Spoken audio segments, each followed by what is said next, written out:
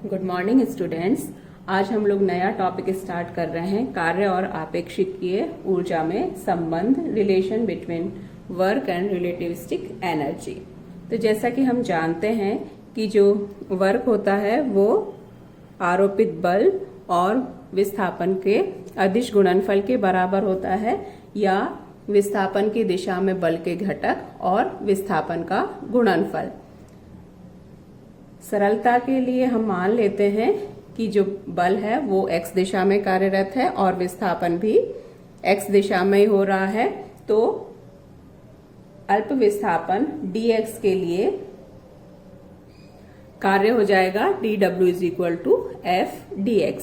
कार्य एक अदिश राशि है तो f इंटू dx, क्योंकि हमने मान लिया है कि बल भी x दिशा में लग रहा है और विस्थापन भी x दिशा में हो रहा है, तो कुल कार्य हो जाएगा W equals to f dx और उसका इंटीग्रेशन या बल और विस्थापन के रेखीय समाकलन के बराबर होगा।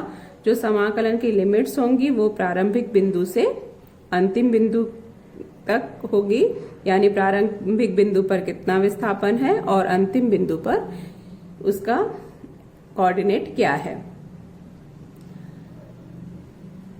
ये भी हम जानते हैं कि F equals to dp upon dt, या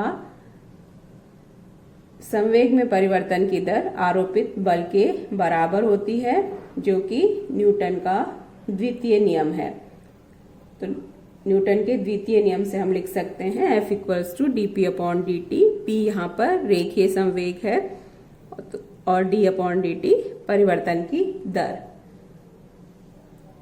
फिर से p जो है वो द्रव्यमान और वेग का गुणनफल होता है, तो p equals to m into v, इसलिए f को लिखेंगे d upon dt into m v. अभी तक तो हम क्या करते थे कि m को इस d अपॉन dt से बाहर लेते हुए केवल dv अपॉन dt लिख पाते थे, m into dv upon dt। लेकिन प्रीवियस लेक्चर में हमने देखा कि रिलेटिविस्टिक मैकेनिक्स में द्रव्यमान है वो निश्चल नहीं रहता, बल्कि वेग के साथ परिवर्तित होता रहता है। इसलिए d अपॉन dt से हम m को डायरेक्टली बाहर नहीं ले जा सकते, हमें d अपॉन dt दोनों टर्म्स का करना पड़ेगा। और m होता है m0 upon under root 1 minus v square upon c square into v। m0 rest mass है द्रव्यमान विराम अवस्था में, उसको हम इस डिफरेंशिएशन से बाहर ले सकते हैं क्योंकि वो समय के साथ परिवर्तित नहीं होता। तो f is equal to m0 d upon dt integration of v upon under root 1 minus v square upon c square. फिर से हम वही फॉर्मूला काम में लेंगे कि d upon dt a upon b का होता है, तो वो होता है डिनोमिनेटर में जो टर्म है उसका स्क्वायर, और न्यूमरेटर में आएगा कि b को एज सच रखते हुए d अपॉन dt a का किया, माइनस a को एज सच रखते हुए db अपॉन dt। तो वही हम यहां पर करेंगे। तो f इज इक्वल टू हो जाएगा m0 1 minus v square upon c square, इसका स्क्वायर करेंगे अंडर रूट का तो ये टर्म हो जाएगी। इस टर्म को ऐसा रख देते हैं 1 minus v square upon c square, v का करेंगे तो dv अपॉन dt माइनस अब v को एज सच, और अब करना है under root 1 minus v square upon c square. तो ये x की पावर जैसे अंडर रूट dx करते हैं तो क्या होता है x की पावर n, जैसे n होता है तो वो हो जाता है n x n माइनस 1 के बराबर। तो यहां भी वही होगा,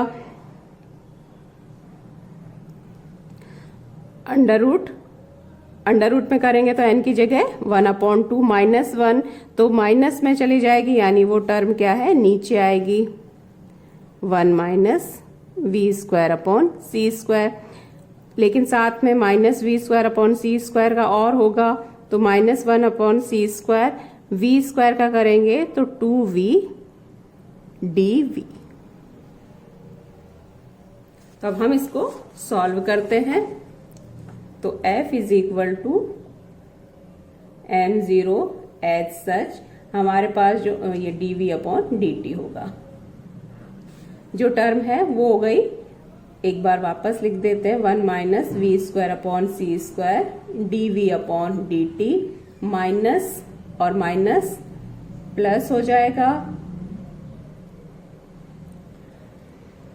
ये v इंटू v² के बराबर हो जाएगा, तो v²/c² under root 1 - v²/c² dv/dt, और डिनोमिनेटर में वही 1 - v²/c², या f इज इक्वल टू, अब जैसे c² ऐसा 1 - v²/c² का इसका क्रॉस प्रोडक्ट कर देते हैं, तो 1 - v²/c² यानी एलसीएम ले लिया, और dv/dt भी बाहर ले लेंगे, तो यहाँ पर टर्म हो जाएगी 1 - v²/c² प्लस यहाँ पर है बच जाएगी v²/c², और ये 1 - v²/c² नीचे आ जाएगा, तो ये टर्म बन जाएगी 1 पहले से है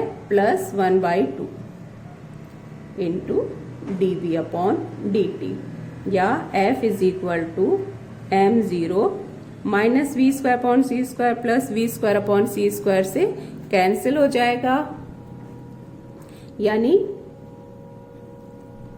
1/1 - v²/c² की पावर माइनस नीचे लिखेंगे तो प्लस 3/2 इंटू dv/dt। ये टर्म अब हम w के एक्सप्रेशन में पुट कर देते हैं, तो w हो जाएगा, m0 को इंटीग्रेशन साइन से बाहर ले सकते हैं क्योंकि ये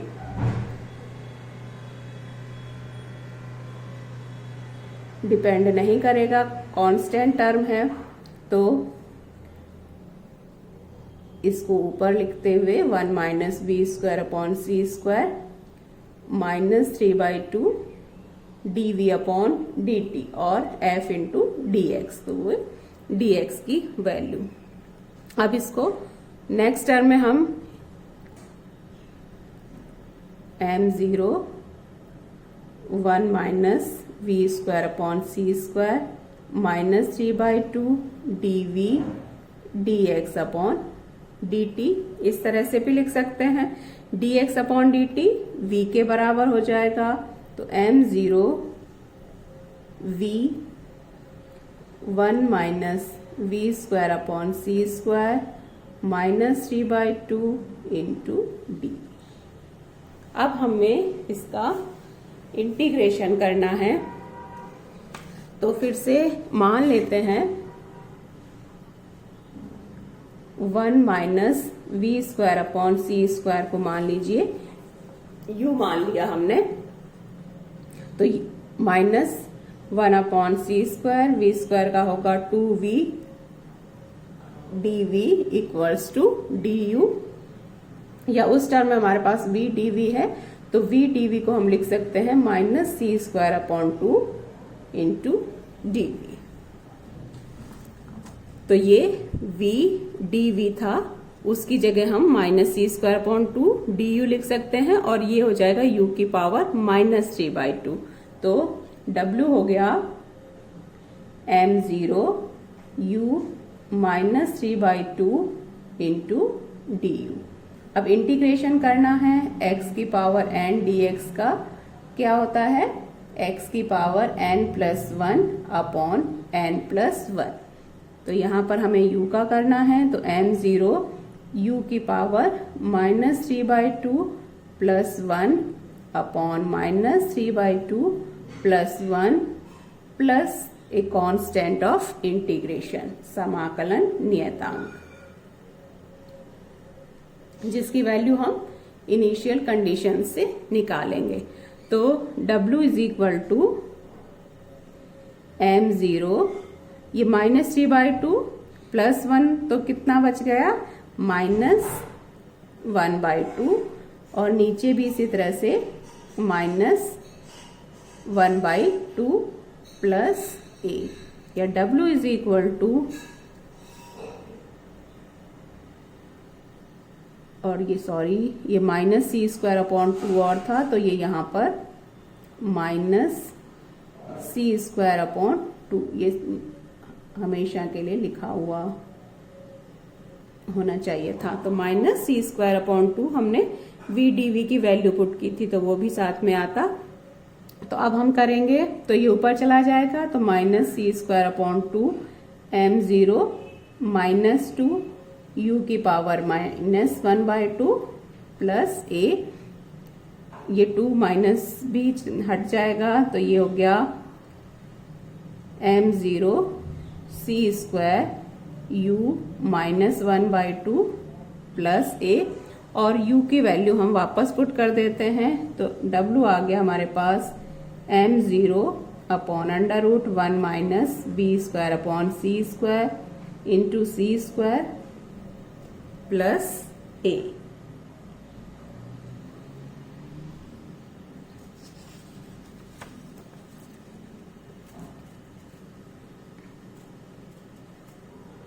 तो ये मान लिया कि प्रारंभ में जब v इज इक्वल टू 0 है तो विस्थापन भी 0 मान लेते हैं। तो ये वैल्यू यहां पर पुट करें,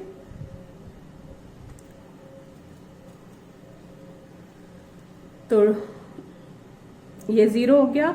यहां पर क्या v की जगह 0 पुट करेंगे तो ये टर्म 1 हो जाएगी। तो a is equal to -m0 c², साथ ही m0 √1 - v² को हम m पुट कर देंगे। तो w इक्वल्स टू हो गया mc² -m0 c², या w equals to m -m0 c², या w equals to delta mc², delta m mass में परिवर्तन के बराबर है।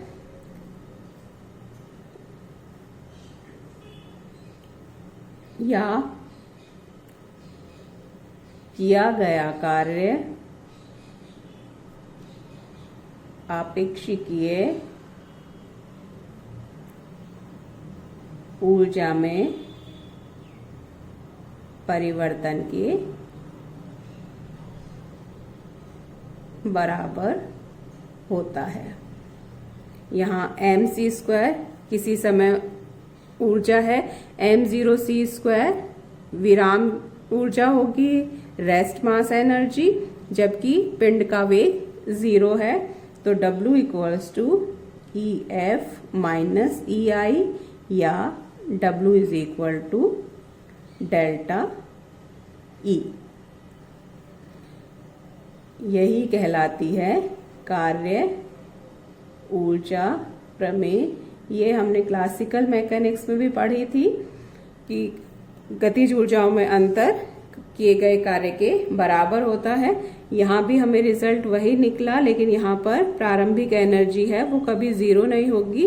रिलेटिविस्टिक एनर्जी m0 c² के बराबर होगी इनिशियल, और E जो है वो mc² के बराबर होगा, जहाँ m का मतलब m0 √1 - v² c²।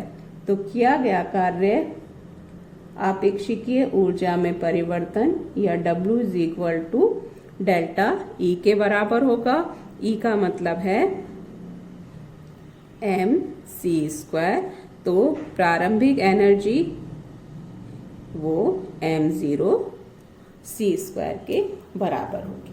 तो यही कार्य ऊर्जा प्रमेय है। नेक्स्ट टॉपिक हम नेक्स्ट लेक्चर में करेंगे।